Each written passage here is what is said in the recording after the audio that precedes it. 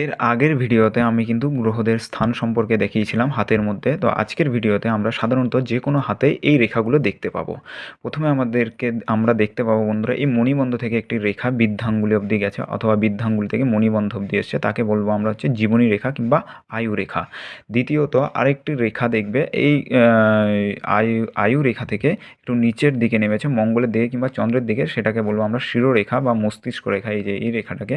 আর তৃতীয়ত এই কনিষ্ঠ আঙ্গুলের দিকে থেকে, কনিষ্ঠ আঙ্গুলের নিচের পর্ব থেকে একটি রেখা দেখবে, হয় শনির আঙ্গুলের দিকে কিংবা হচ্ছে গিয়ে বৃহস্পতির স্থানের দিকে গেছে, তাকে বলবো হৃদয় রেখা।